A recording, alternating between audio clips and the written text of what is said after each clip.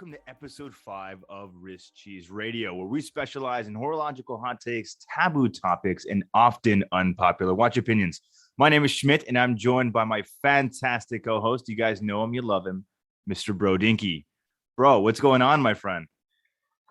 It's a big week for me. I know in the last episode I mentioned I did a lot of pods, and they're all dropping this week, so that's kind of cool.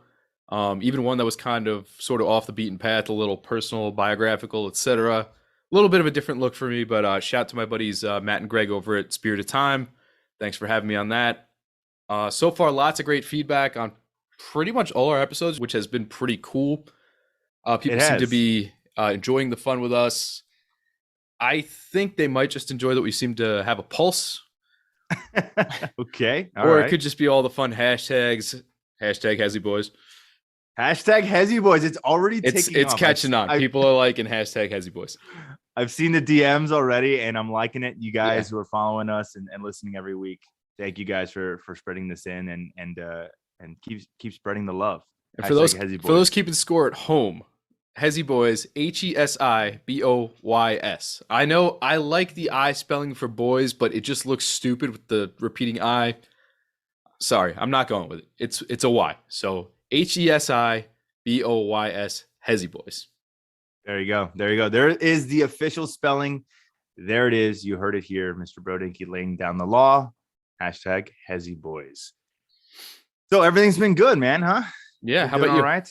I've been okay. Family stuff is going well. Work stuff is going good. As they say, it's just another day grinding it out. And here we are, episode 5. I was pretty sure we were going to get canceled after episode 1, so making it to 5 is pretty good. So icing on the cake, baby. We're just going to keep on trucking, but it's been a good ride so far. Absolutely. So you had mentioned to me kind of in passing and in talking about today's episode, exactly what we're going to be thinking about is kind of a new topic. And, often what we really try to aim for here on Wrist Cheese Radio is just mentioning and covering things that are a little bit different, things that really haven't been addressed in the community before, and kind of shedding some light on our own personal opinions, kind of about the industry and everything that's going on. So with that said, bro, do you want to kind of introduce what we're going to be talking about this week? Sure. So this was somewhat inspired by the recent Tudor drop. And for those that are not up to speed yet, we're talking about the Marine Nationale FXD drop. We'll get into that in a minute, but there are just certain aspects about the watch, and just in communicating with people in my own DMs and whatever, we kind of got into it, me and multiple people kind of debating whether or not brands like a Tudor have the ability to do more and just simply are not. And it feels kind of bad that a brand that you're willing to spend thousands of dollars on maybe isn't pushing the boundaries, maybe isn't living up to their maximum potential, because a brand like Tudor, they give you the original Pelagos, which I've spoken at length about, and it's an absolute monster. Sweet watch. Right. And then they give you this one, and it's got some, if you want to call them upgrades, but then there's certain things about it that you kind of scratch your head about, especially given its affiliation. And so it just generated this conversation, and not just aiming at Tudor, but brands across the board. Just, are they really trying to push boundaries, or are they resting on laurels? So this episode is kind of aimed at just certain brands that we've picked off the top of our heads, but across the board, are there brands that can do more? And are there specific ones that we wish would do more? And I think you have some, I have some, and we're going to kind of rattle those off. Yeah, absolutely. Absolutely. So, I mean, since you already dropped it in, you mentioned Tudor. Let's just start there. I mean, so what are your thoughts on the FXD? How do you think it is how do you think as far as a release for Tudor, how does it go? And what do you think we should change, or what is Tudor looking at here? So obviously, first impression, it's a slimmer watch, which is kind of a gripe a lot of people have with the Pelagos. Mm-hmm. Another one, it has less text. Not by much, but it has less text. Another thing people really dislike about the old Pelagos. Not the 2-liner, but the chronometer one. In-house, that is. Mm-hmm. Right, it's no date. It's got a different type of bezel, multi-directional. And it that was really weird for me. That was one thing I didn't quite understand. And I was looking at the website trying to figure this out.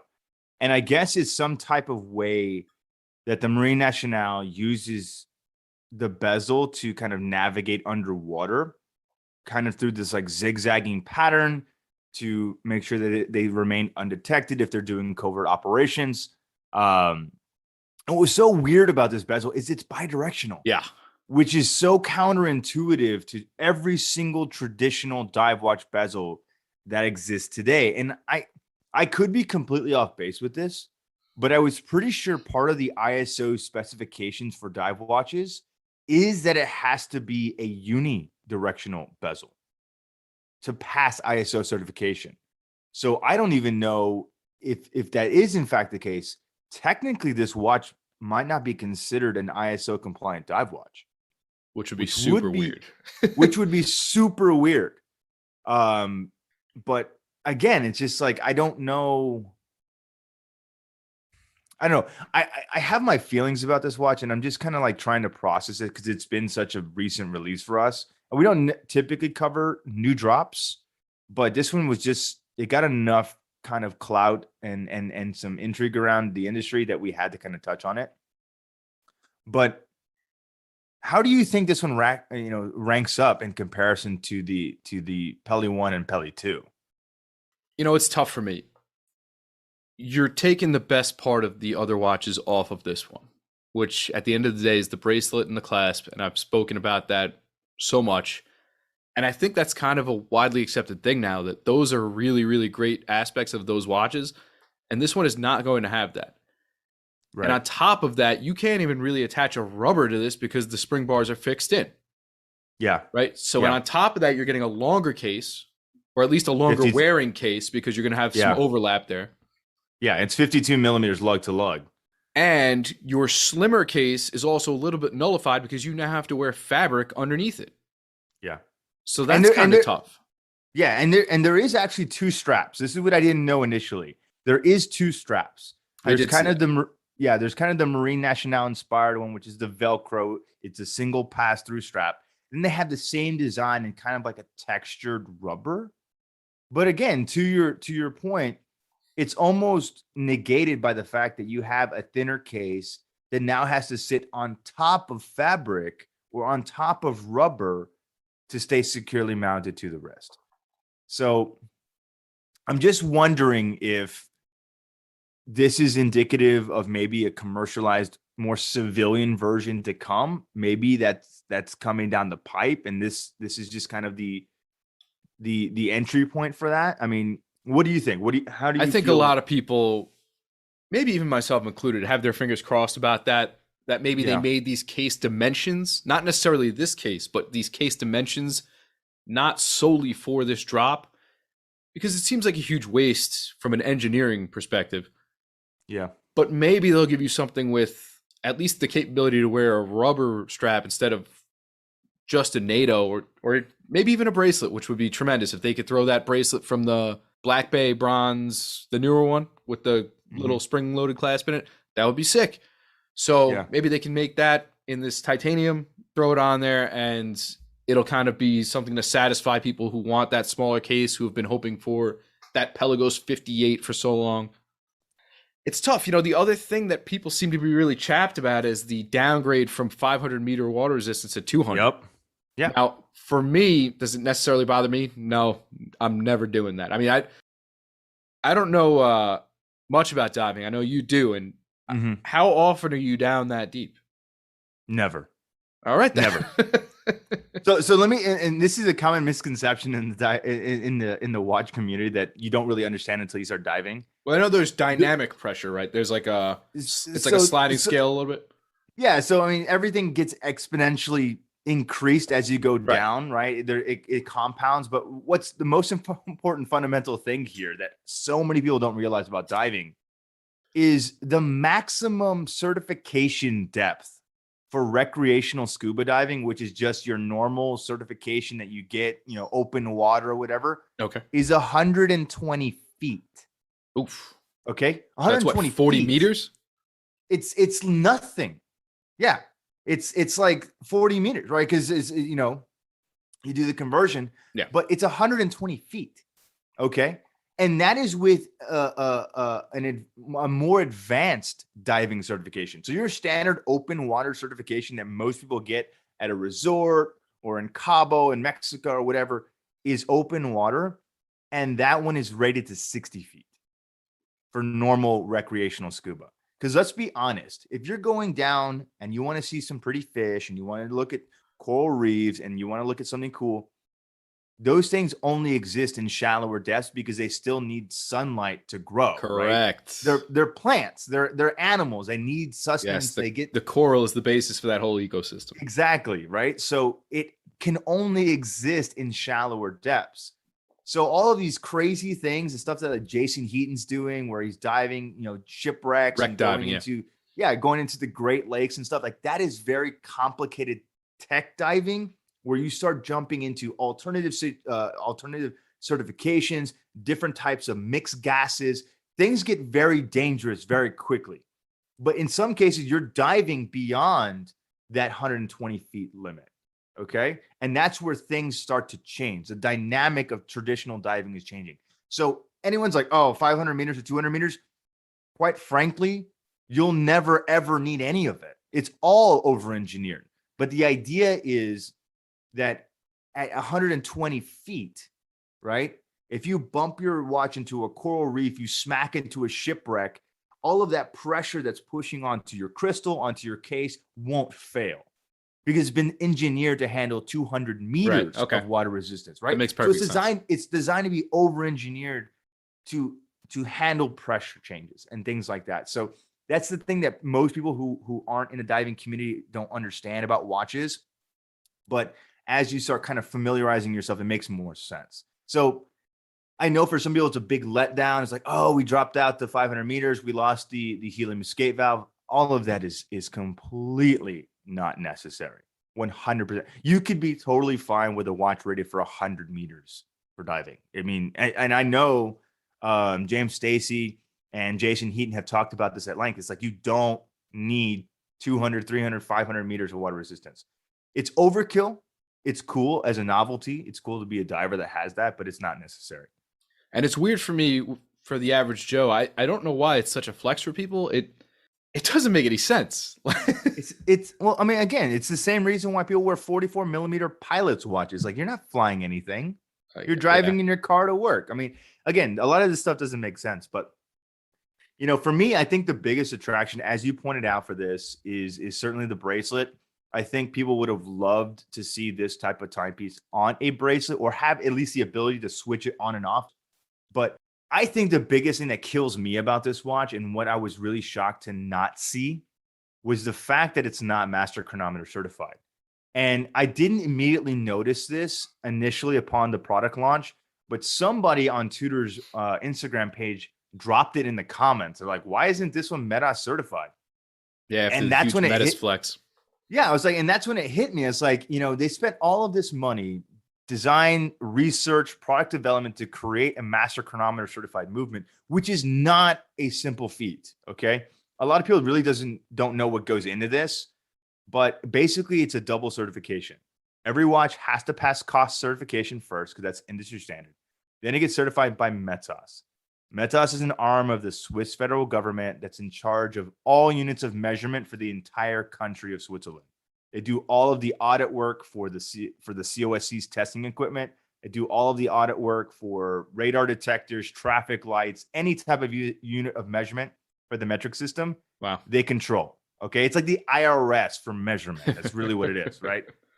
So master chronometer certification was born, and basically there's 8 additional tests that every single watch has to pass in addition to the cost test that they already passed. Okay. Now, I'm not going to go through all the specific 8 tests because you can look this up on Metas's website or Omega's website or Tudor's website because they certainly do talk about it. But the biggest thing here is the fact that the major test for Metas that you have to pass is anti-magnetic protection. Okay. All of those watches, the movements and the cased up watch, fully cased, have to be resistant to fields greater than 15,000 Gauss. Now, for all of my non-engineers, Basically, Gauss is a unit of measurement for magnetism. It's also sometimes represented as 1.5 Tesla. This is a pretty large number when it comes to magnetism. And why this is significant is because 15,000 Gauss is the average magnetic output of the standard medical MRI machine. So you go to a hospital, you go to a doctor's office, you go get an MRI done. That machine is putting out anywhere between 10 to about 20,000 Gauss of magnetic exposure. Okay. That is enough ambient magnetism that something could get pulled off of your body. That's how strong these magnets are. Okay. Those types of outputs would quite literally destroy a watch by ripping out its escapement system, the pallet fork, the rotor, whatever you want. It would destroy a mechanical watch if it's exposed to that type of situation. So these are extremely high and powerful magnets, and these watches are completely unaffected by them, which is no small feat. So for Tudor to go through all these great lengths to release already 2 timepieces that have this technology, right? The black-based ceramic they released earlier this year, and then the kind of one-off watch they did for Only Watch, which is a GMT version in a very questionable, beat-up looking black case. I don't know. It's not my cup of tea. But to go and do all of that and then not release a brand new drop with that movement technology, I don't get it. I'm completely confused. It was almost like to show off that we could do it, and then where's your direction? We can do it. We don't have to do it. Well, that's my point. It's like you already did it. You already did it. And again, you don't spend all this money to set up this infrastructure to do something like this and then not release it in other collections or expand its technology range, right? Right now, Tudor's only got 2 watches that are master chronometer certified. This could have been the 3rd, and yet it's not. And that's what I don't understand. And if you're really marketing this as the ultimate navigational underwater diving tool, why not add an additional failsafe of having a movement that's completely unaffected by magnetic fields? That would be the ultimate tool dive flex. And for whatever reason, it's just missing from the equation. I don't get it. Yeah. And so I guess for me overall, I think I'm going to have to see it in person, but I'm leaning pretty heavy on pass. I guess I'd like to see how long it wears, how it rests on the wrist. I'm not that confident in it. And I think we're all just hoping for that kind of standard production model that's maybe a little more traditional, spring bars and everything. So, but I'm glad we're on Tudor. I'm glad we're on Tudor because that's who I want to lead off with. I think that's a nice segue. That is who I want to lead off with as far as brands who I think should be doing more. Okay. And I'm going to kind of jump right on what you were talking about as far as questionable decisions, because I think for starters, they need to really clean up their think tank. I don't know if it's their corporate team, whoever's calling the shots over there. Everything seems to get fumbled. Even this announcement, it was announced almost a year ago. Yes, it was. Because do you remember what happened? Not specifically. I just remember it was this announcement, and then all of a sudden we got the black-based ceramic, and people were like, "Is this the Marine Nationale?" No. Yeah. And it's been a head scratcher since, and all of a sudden it was like, "Oh, here it is." And you're like, "Oh, all right." It's literally almost been a year. Well, what's funny about this, and I don't know if anybody either caught this or remembers this, but I was messaging a bunch of my friends that are in the community when this was happening, especially people at editorial blogs. And I remember seeing on social media the initial teaser for the Marine Nationale drop, and everyone was losing their shit. Everyone's like, "Oh my God, it's coming! It's coming! It's finally! It's been decades since we've seen this. Snowflake re-release." Yeah, it's gonna be amazing. What was funny is literally within a day or two of that teaser announcement, Yema released a Marine Nationale watch. Yes, you're right about that. And it was a whole line. I made a joke about that. I definitely They had several models. And all of a sudden, everyone was kind of like, "Wait, what?" It's like Tudor and Yema? Like, I don't understand. Like, what's happening? And then all of a sudden, Tudor like backed out. So I don't know if there was a double booking by Marine Nationale between Yema and Tudor, or this was like a favor thing. Something happened. Definitely sloppy. Well, something happened, and I guarantee you somebody got sued, somebody got fired. Like this was one of those things that like this was a complete Big oversight. snafu. Yeah. Yeah, it was. I don't know which part it was, and I'm not going to point fingers, but I can only imagine it probably wasn't Tudor. And all of a sudden, they just kind of like faded, and like faded into the back, like Homer Simpson in that meme, right? We just kind of like going into the falls bush, into the grass. Yeah, it's just going into the bush. It's like, and then all of a sudden, it was like not like a non-factor. And they're just like, okay, we're just not going to talk about it anymore. And so I don't know if this was like a legal dispute or like there's something that went down behind the curtains that we'll never be privy to. And that's fine. But everyone forgets like that's what happened first. Like Yema drops this watch within like a day. Yeah. And all of a sudden, like Tudor's like gone. Like what happened? And then check this out, right? So a couple months ago, a buddy of mine hits me up, and by buddy, I mean somebody who I'm friendly with over Instagram. Obviously, I've met a lot of people. Sure. So somebody who's friends with a pretty popular AD out west hits me up, and he says, hey, I got a lead that in October, there's going to be a big event, and it's going to be the Marine Nationale drop event. And it's going to be huge, and they think demand is going to be so high that it's probably going to have to be like a raffle situation as to who gets priority, whatever. So October's rolling through, and I'm like, dude, is this going to happen? And he's like, I don't know. I have to ask again. Turns out it's canceled. Okay. I talk with him a couple weeks after. He says, hey, I heard about that event. It's rescheduled for December. It's back on. Okay, cool. Yeah, dude, definitely the MN event. It's going to be great. All of a sudden, November 10th, bang, watch released. Here it is. Like, what is going on here? And I find out that December event, whatever it was, is canceled. And that I think that's what it was supposed to be. It was supposed to be like a more glorified drop of this. And it's just so, I don't know if it's planning or execution or what, but like, get it together. You're not a bargain basement brand here. You got some clout. Act like it, right? Yeah, I mean, I agree with that, but you also have to remember who their parent company is.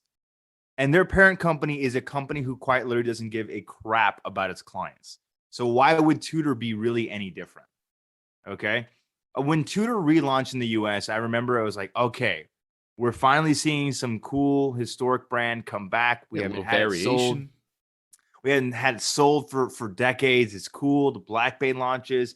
I remember seeing those original ads with the old school diver coming out of the water, and there was the red version, and I think it was red version and black version at that time. I don't remember. It was a long time ago. It's like 2012, 2013, but I know for sure the burgundy was there. And I was like, everyone was like ready for Tudor. And it comes back and it's met with great success. There was so many Black Bays that were being sold. It was an amazing timepiece and everything. But it just like, at that time, it felt like Tudor was listening to the clientele. Like it was like, okay, we're taking community feedback. We're building new models. These things are coming out and people are excited about them. And then all of a sudden, there's a switch. And I heard a few years ago that there was a CEO change at Tudor. Like the original CEO that kind of like relaunched Tudor in the States, like is gone. And they changed over. And I think that's when you start to see the switch where Tudor starts falling in line and being more like its parent company, not caring what clients say, not caring about availability of products, not caring about making things mass market available, i.e. Black Bay 58 bronze. Like, oh, we're just going to release it in select Tudor boutiques. Yeah. If you're not near a Tudor boutique, then you'll never get a Black Bay bronze. They literally just opened one in New York City, like just now. I'm just like, but again, how many people are going to be trying to get that watch? Because you funneled everybody into the same place. It's going to be next to impossible to get that timepiece. So again, this is something that they're doing that's falling directly in line with their parent company. And if Rolex is any indication today about how they treat their customers, Tudor is going to be no different. So I can't say that I'm surprised. They just don't care anymore. They don't have to care. That's the big thing. And I mean, look, they released a GMT movement with a date issue, right? Sloppy. They for some reason, their stuff gets leaked like nobody's business. Even without David Beckham's help. which is a whole other issue I have with them, that their brand ambassadors are terrible. Oh my, yes. Well, What about that? Any of them says "Born to Dare"? None of it. It's so disjointed, and I feel like there's potential. I feel like there's potential to capture a younger audience of watch enthusiasts to be like, "This is your brand." Right? yeah. We have cool, younger, hip ambassadors that are born to dare. No, it's old man Beckham, who frankly was most of the time not even the best player on the pitch when he was at his peak. Like, let's be real. Yeah. I don't get it. I don't get it across the board. And we got to bring up this ambassador discussion on another pod at some point in the future, because we've been toying this idea back and forth, and I think it's time to record something about ambassadors. But for us, it's just, or for Tudor, I should say, it's just kind of like, again, I'm just not surprised. And then that David Beckham leak, where it was like, it might have been strategic, but who knows? It could have been. It could have been. And I have heard rumors through the grapevine over the years that Rolex intentionally leaks stuff to drum up even more hype. I could see that. I mean, again, if you're in the media, it's always positive, whether it's negative, right? Or not. It doesn't matter. It's just like, as long as you're being talked about, you're being talked about either way. So there you go. But when you look at it like David Beckham making this kind of like internet snafu, it's like, did you not think that this was a thing? Like, nobody from PR told you, like, hey, bro, you really can't be wearing this watch out right now. Like, it's not. That's why it makes me feel like it was intentional. And here's the thing. Having said that, maybe that's why that December event got canceled, which would be hysterical. Because that leak happened just a few short weeks ago. Yeah, and then a rush to market. Yeah, and then all of a sudden, boom, mid-November, here we are. So there you go. I mean, I don't know. Things happen.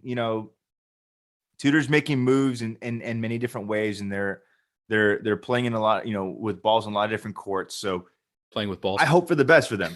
I hope I hope for the best for them. So I don't know. We'll see what happens with them. But I think what people are going to start to see more and more is that Tudor is going to start inheriting the mindset of its parent company, even to a larger degree.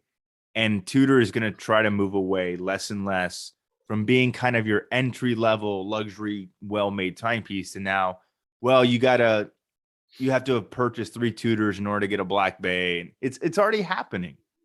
It's very difficult to get these pieces, and now they're going to make it even more so. So we'll see what Tudor's going to do. We'll see what the future holds. Yeah, and I mean, before we turn them into a complete bloody pulp here, I don't know. My feeling about them is I just feel like they have to make a decision. They have to decide whether or not they are going to be in the Rolex shadow or not. Yeah. And I feel like they probably are going to stay there, and it's just like the safe place to stay.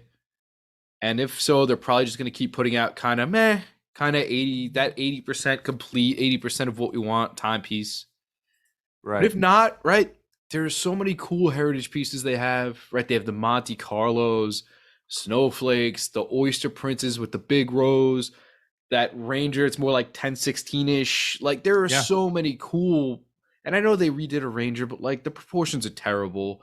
Yeah. And that's what I mean by 80% complete. Like, there's so much potential there, and it's just kind of like, well, here it is. Buy it if you want it. It's only a Tudor. Like, that's the way it feels. These watches should stand up on their own. Like, those old Rangers go for 10 grand. That's not a shitter, you know what I mean? That's a solid ass watch. Yeah, because you can't buy an Explorer 1, and you certainly can't buy a 1016. So yeah, I mean, of course, right? Like, so everyone starts looking for the other thing. It's like when Tudor subs out of nowhere, we're just selling astronomical price points because people are like, well, I can't get a Rolex sub, so let me buy a Tudor sub, and then especially a vintage one. Right, I remember when they were subs. sold. Yeah, I remember when they were sold for just a few $1,000. Mm-hmm. And now all of a sudden, boom, 5 years ago, 8,000, 10,000, 15, all the way up.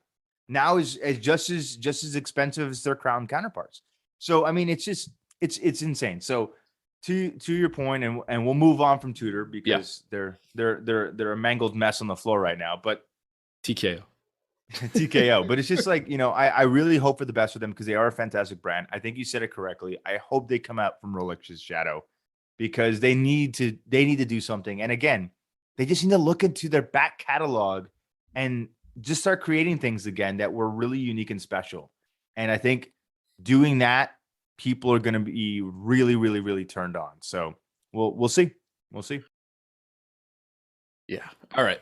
So moving on from there, I'm going to go with my next pick because it's an affordable, it's an easy one. I think a lot of people are going to agree because I think a lot of people have experience with this brand. My next pick is Orient. And I know probably a lot of the people who are into higher end timepieces are probably like, ugh, why am I even listening to this? But hear me out. A lot of us started with Orient. I know I've had Bambinos. I feel like a lot of people have had a Mako, a Ray. Those are beloved watches. Absolutely. And it's no doubt, it's one of the best watches to really get into automatic timepieces, quartz chronographs. There are really a lot of well-made pieces that they make. Mm-hmm. The Bambino is a stellar dress option. I always just feel like their watches are just a hair off. Like there's always some minute detail that is like, this is such a buy, this is such a buy. And then your hand goes on the mouse to click buy it now. And you're like, oh. And it's always like a date window cutting off indices or an Arabic, or like a watch is just a little too big or a little too disproportionate. And like, I know a lot. Or awkward lug sizes. Yes. And you're like, oh, Bambino. And you're like, 19 mil lugs. Yeah. What? And, I know some of their stuff like is based off of more famous watches. Some of the Bambinos are kind of Calatrava-y. Yeah. But the proportions are just a little weird, right? They're a little bigger, a little more spaced out. And they change based on like which Bambino you're getting, right? Like Bambino like 6 renditions. Yeah. The Bambino small seconds is just like, it's crazy. But yeah. Yeah. And then there's the Bambino. They finally made one in a classic dress watch size, 36 millimeters. And you go on a lot of sites that sell it, and it's considered a women's watch. I'm like, that's episode 1 coming back. Yeah, it just comes right back full circle, baby. Yeah.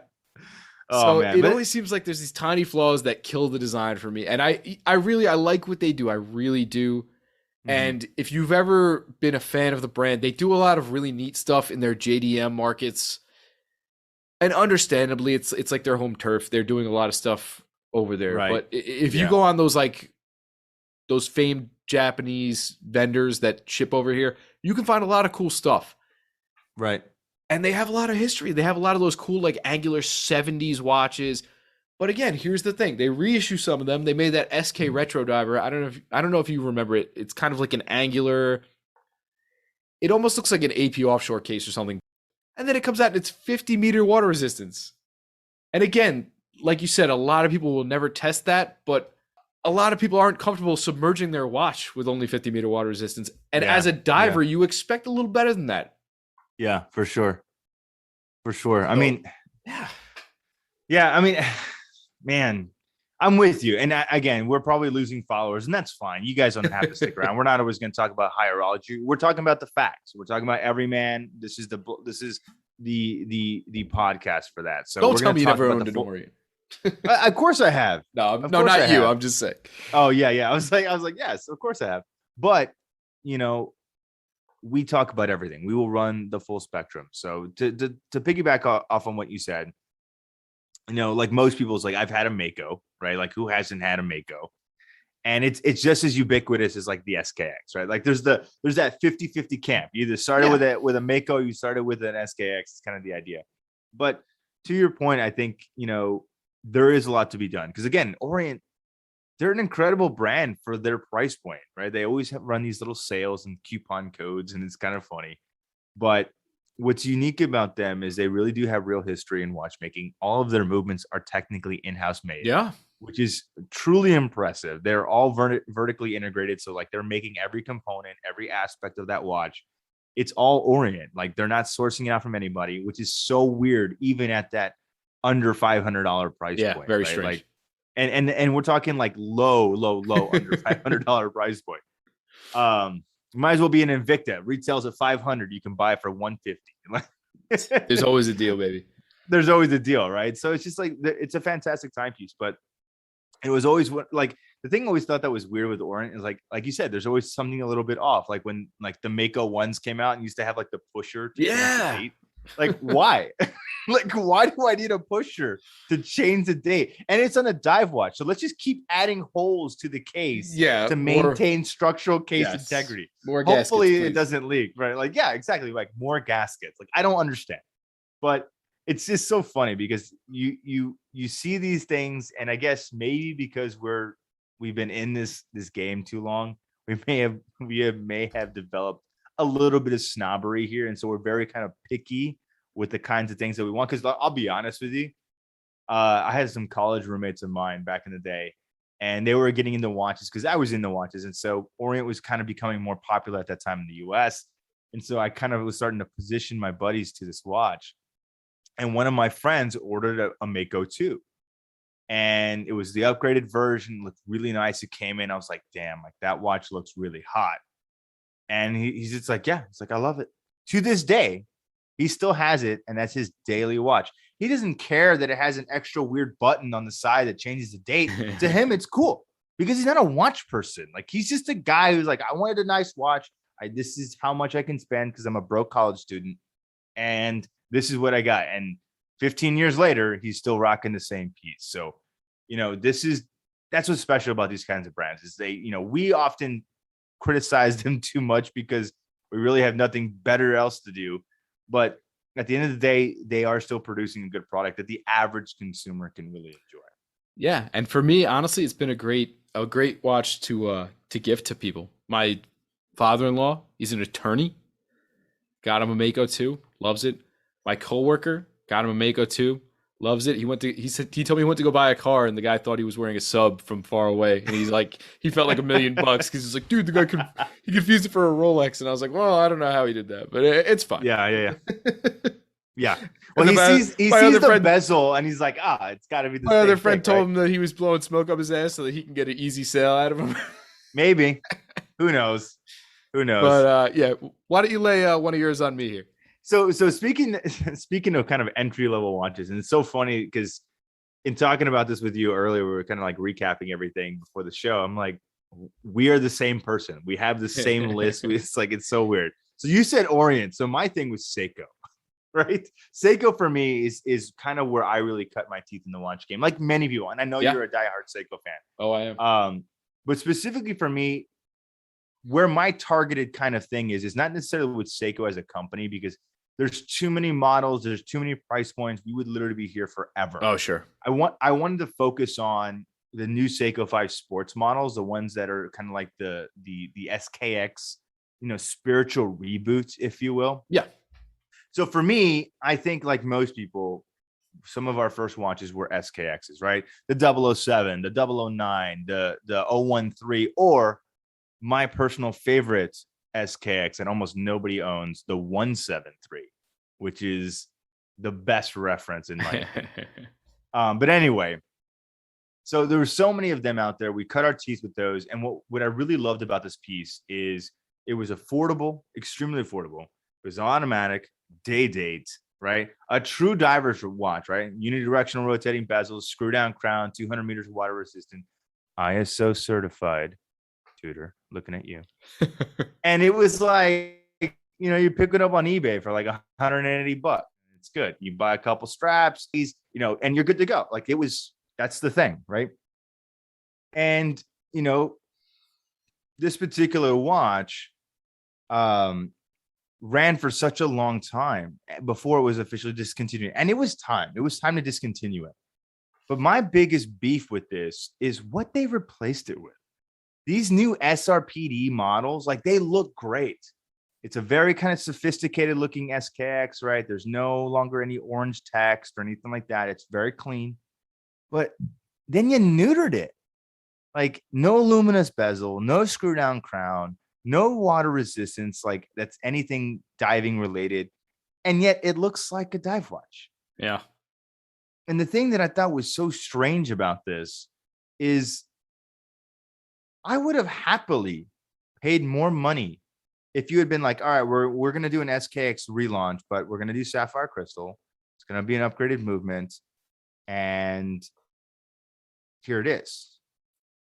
But it's $200 more.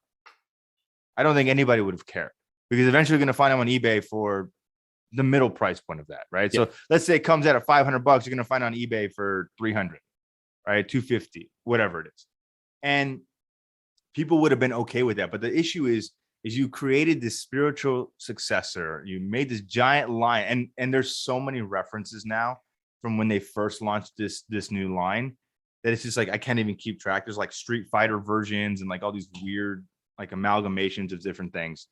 But it's just like I feel like we're getting to the point where there's less and less really solid, stable pieces to get into, right? To start watch collecting with. And it's getting harder and harder to find these pieces because they keep getting more expensive. And so we're losing some people. And there's no longer any SKXs out there anymore. Like, what do you do? Like, what do you buy now? Like, I don't even know what to suggest to people anymore. And it's tough because a turtle is a very specific wearing watch. You know, I wouldn't recommend that for everybody. No, it's big. It's a big watch. And you know, and they only go up from there. Yeah. And it's a unique design. Then you look at like a samurai or a monster. And again, very distinctive styles that not everyone's going to love or appreciate right off the bat. The SKX was really kind of utilitarian. And it was really kind of across the board that everybody could keep in their collection. And what I love the most about it is that you had seasoned watch collectors who are collecting nothing but Patek's these days, and they still had an SKX in their box because it was just that good of a watch. And we just don't have anything that fills that gap anymore, right? It's just like there's nothing there. I mean, again, the Seiko 5 sports models that are diving inspired, like they look great, but it's not a dive watch. It's confused. It doesn't know what it is. And for me, it's just like I have a hard time recommending it because I know what it could be, and it's not that. And it doesn't need much to get there either. No. Screw down crown, a water resistance? Like, I don't understand. We decided not. How did you take away the luminous dot? Like, was it really that hard to put it back on the bezel? Yeah, really. It's like we're just gonna put a triangle and it's like hope for the best, I guess. But again, you know, the people who are picking this up with this watch up at Macy's, they don't give a shit. They don't care. It just is what it is. And I'll be honest, that SKX Jubilee was a total clunky little thing, but I still prefer that to the newer Oyster. Yeah.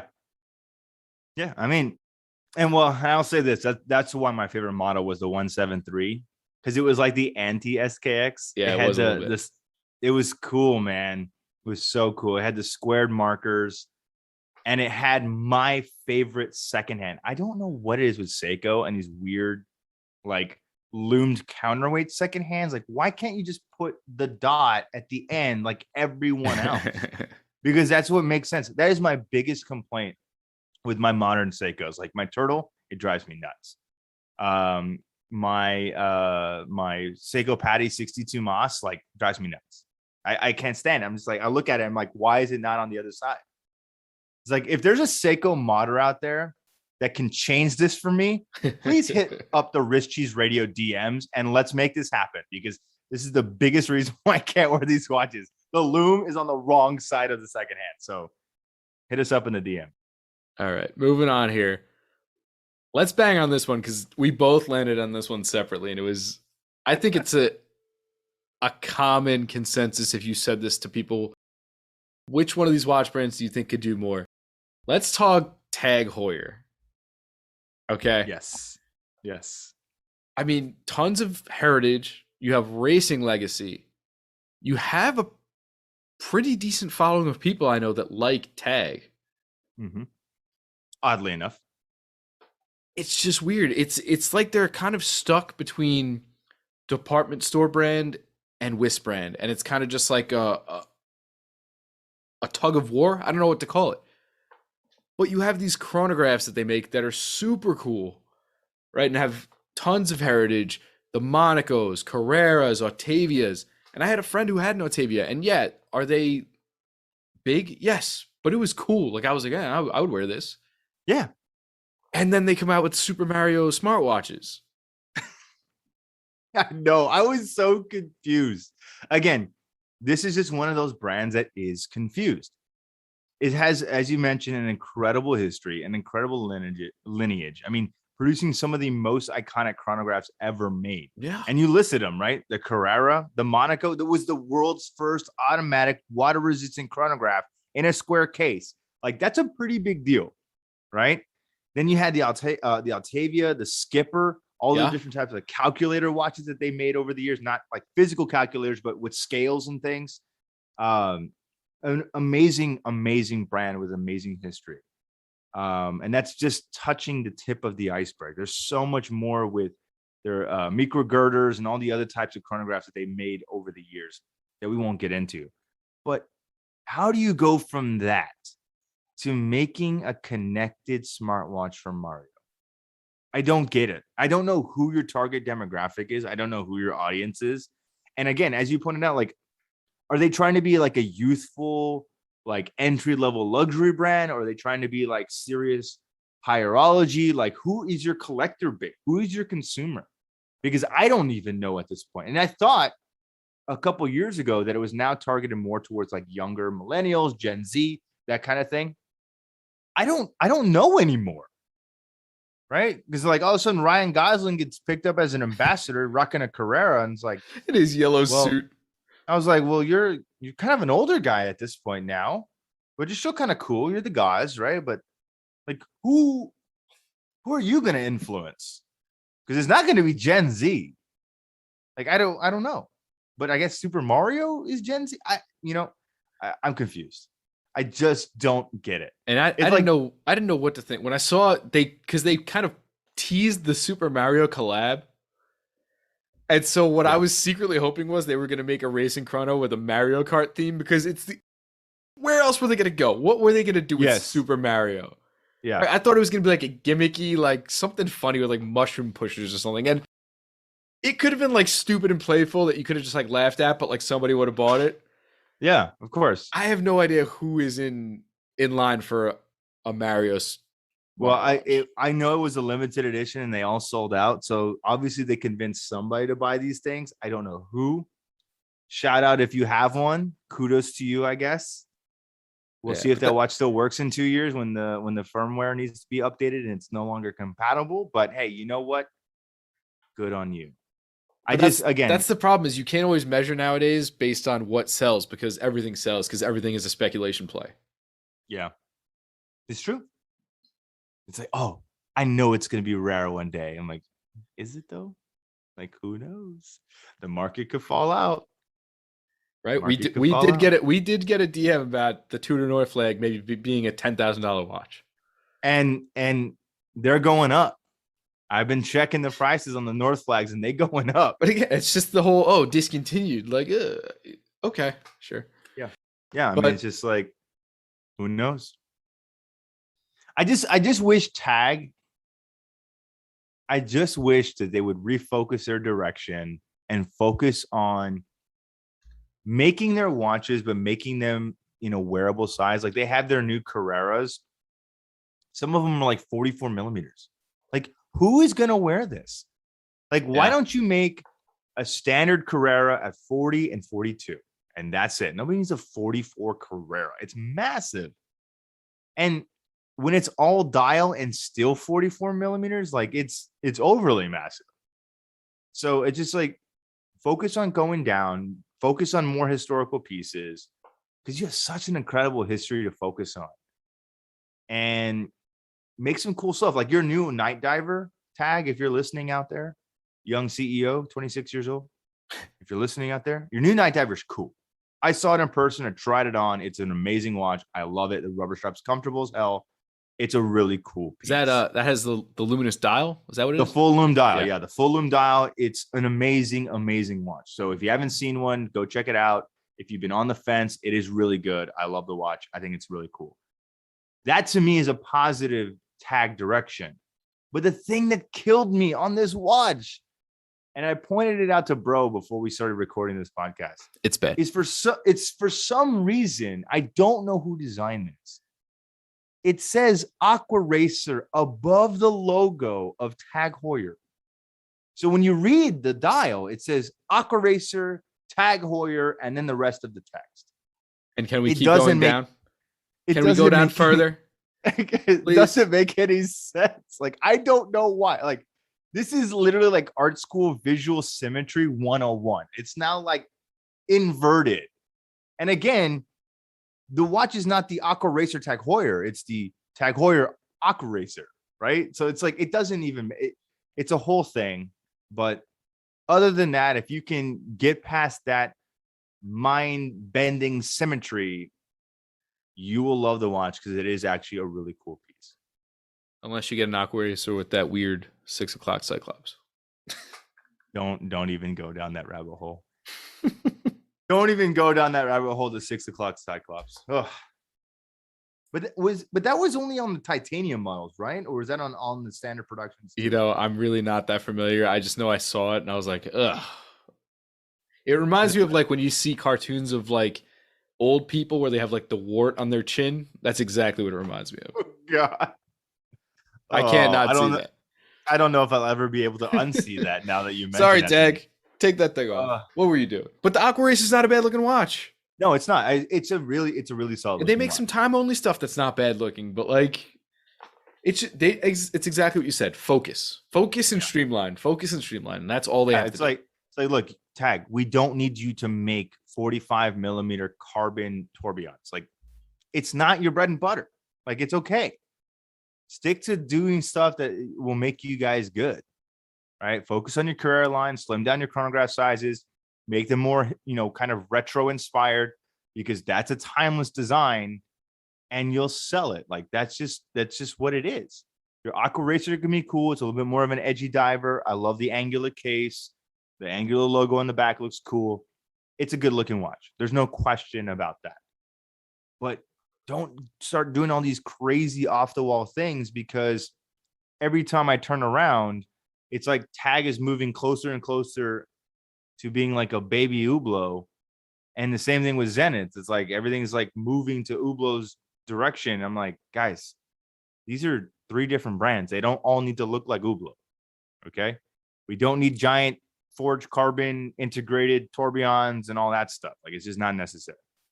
Slim it down. Tag, you'll do better. What do you got next, bro? So those aside, those are my big ones. And aside from that, I think it's just certain expectations that we are hoping for, and it's across many brands.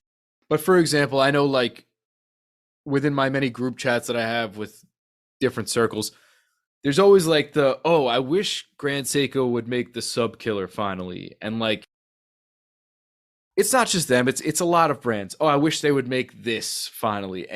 Mm-hmm. And a lot of those brands, like, I don't consider Grand Seiko someone that rests on their laurels, but they're fully capable of making a banger of a diver, and they're just they constantly release these big ones. And again, I've heard their employees speak about how Spring Drive kind of commands a thicker case because it needs more housing and such. But maybe it doesn't have to be a Spring Drive. Maybe you can just make a diver in something less than a 43 millimeter and make it competitive. Again, they make high beat movements that are not Spring Drive. Like, it doesn't have to be Spring Drive. You already make a high beat. Okay, so why not just pluck one of those bad boys in there and put into a 42 millimeter dive watch case and be done with it? But no, you're going to release a waffle dial monstrosity hamburger slider size watch and you're going to expect people to buy it. I think I have a buddy of mine who owns kind of like the best Grand Seiko diver. I think I don't know Grand Seiko references, but this is from years ago. It's discontinued now. But it was a white dial, black bezel diver, but it was quartz. And the proportions on that watch are just so good. It's like, man, if only it was mechanical, this would be a sick watch. And it just, Nope, they're gonna release a 45 millimeter Grand Seiko monster. It's just I don't get it. I don't understand. And the thing is that I'm thinking about is like, who in Japan is wearing these? Yeah, it doesn't really fit that whole It doesn't kawaii make culture thing. sense. Yeah, it doesn't make sense. You know, that's always the thing I wondered. Like, who's wearing this? It's not me. Not any collectors I know. But yeah, they can make a good looking watch. You know they can make a good movement. You know that they have styling. Yeah. What's holding them back? I have no idea. Nobody knows. Nothing. Because they're just like, nothing. Why have we not got this watch yet? Can you please make something to rival the Submariner? Because not that we can get one anyway, but it would be nice. Bro, it's just because they're counting all the different seasons of the year. Okay, there's a lot of seasons in to make Japan. There are watches more than we have. Yeah, there's a lot of seasons. So that's kind of my last gripe. I think I don't really have another brand I want to throw out there, though there are many. I don't want to harp too much. I feel like I could go on a little rant about Breitling here or there, but I appreciate what they're doing. They're kind of making moves, and I like that about them. Yeah, I mean, they are doing some cool stuff. I mean, I think it's a little bit more innovative. It's a little bit more edgy, but maybe that's what the industry needs. Yeah, I just sometimes their prices creep a little high for me. They do. I mean, they're 01 calibers. It's over $8,000 minimum, and by this point now, it's a pretty old movement. So it's interesting. It's interesting. I don't know. Again, I don't know what their direction is, but at least they have somewhat of a cohesive focus. It's like what they've been doing a lot recently is these capsule collections. So they'll release something in kind of an edgy format. It's only available for a short period of time and then it's gone. Right? Like, and that's if you didn't get it during that time, it's not necessarily a limited edition. It's just like we're releasing a capsule collection. This is for summer. It's here for 4 months. Once we exhaust that 4-month cycle, while supplies last. Yeah, it's like it's gone. It's just like it is what it is. So they did this most recently with their Super Ocean Heritage 57s, but they did like the pastel capsule collection for the summer. And those are now, slowly starting to fade out. So it's interesting. It's interesting. I again, Breitling's an interesting brand. They're doing some cool stuff. It's nice to see that they are doing unique things, but at least they have a cohesive kind of direction. So that's good. That's good. Yeah. And so I don't know. I guess I've tried to surmise kind of the cause and effect here. And I guess it's because watches are kind of so hot right now that, like I said, a lot is being bought on speculation or even just boredom. The whole pandemic thing, a lot of boredom buying. I like that Mugatu situation you got going on there. But there was a lot of boredom buying, a lot of investment buying. And so maybe, whether it be because of the economy turning down or what, when buying cools off and markets maybe start to condense a little, maybe we'll start to get brands feeling like they have to make a splash again.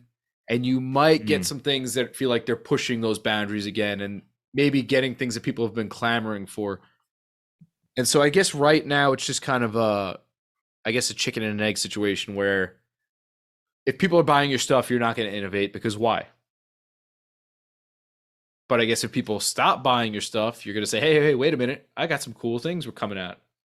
Maybe. Yeah, I don't know. I don't know if I agree with that. I don't know if I agree with that because I feel like there are brands that do it. Again, we've talked about this. I'm an Omega fanboy. Everybody knows it. But to me, that's a brand that's constantly trying to innovate. Well, and I had this written down, is that there are brands, but I feel like because they have stuff to gain, like I feel like Omega has something to gain because Rolex has vacated that space of the watch, the go-to watch for celebrations, for, that quintessential, I'm buying a diver, I'm buying a sub. I want to buy an exploration watch, I'm buying an Explorer. You can't. What am I buying? Yeah. Well, I'm buying a Seamaster 300 now. Or a 300, M, whatever it is. I'm going there now because what's the next logical situation? Yeah, I mean, hell, if James Bond wears it, it's good enough for me. Right. Right. And so I did have that written down that I feel like the brands that are making those moves are the ones that feel like they have something to gain or something to prove. Yeah. And so that's where you are getting that innovation. I mean, how many crazy movements has Omega released recently, and how many, different dial variations and stuff do they have on the Seamasters that you're like, oh, that's really nice. Like if I was in the market for a Seamaster 300M, I don't know which one I go with. The white is awesome. The blue is classic. You have so many options, but I appreciate that. Yeah. Well, I mean, and this has always been a gripe, and this is completely unrelated to the topic, but I've always heard this gripe on the forums, different Facebook communities, all these different things. It's like Omega has too many references. I'm like, so you're saying Omega has too many options for you? Like, since when did options become a bad thing? Right? It's like, I understand that maybe sometimes it can be confusing to kind of know what is what, but that's not Omega's fault. That falls on usually the salespeople who you're talking to that maybe don't know everything about these watches, right? So for me, it's always been like, hey, when I go into my AD and I meet with my salesperson, and I look at my watches, like I kind of have an idea what I want to see. But what's unique about these things is there's so many different options to choose from and to play around with that I can really find something that is unique for me and different for everybody else. I've never seen that as a bad thing. Yeah, and I don't know how you can. I mean, if you want to talk too many options, I mean, there are plenty of brands that do that, but I feel like a lot of them are the ones that kind of are sold also in department stores or, I love Seiko. Seiko has a ton of models. Sure. So much so that there are references I still have never seen that I come across and I'm like, when did this come out?